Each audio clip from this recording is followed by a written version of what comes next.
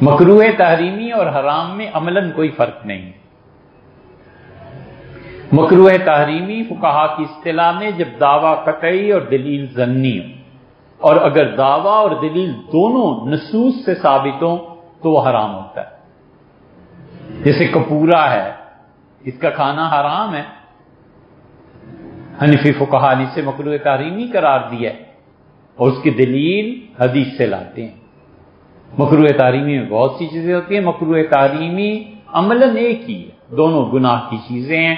ایک یہ ہے کہ دلائل کے اعتبار سے کس میں قوت ہے اور کس میں کم قوت ہے.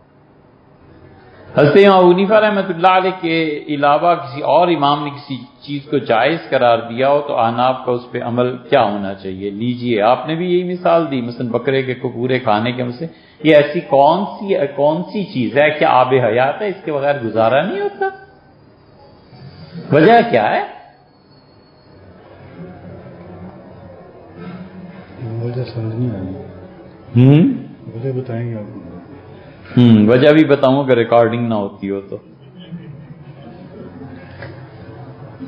یہ سر ریکارڈ نہیں کرتے، بتا دیں. ہیں یہ سر ریکارڈنگ نہ کریں، بتا دیں. تو اس لیے بھیا صبر کریں، وہ بھی کسی چیز کا نام ہے. یقین مانو آج سے 200 سال 300 سال پہلے جن چیزوں کو حرام کہا جاتا تھا نا، یہ آہستہ آہستہ مفتیوں نے جائز قرار دے دی. اب یہ 2-4 چیزیں جو رہ گئی ہیں نا، چلنے دو یار، 101 سال ٹھہر.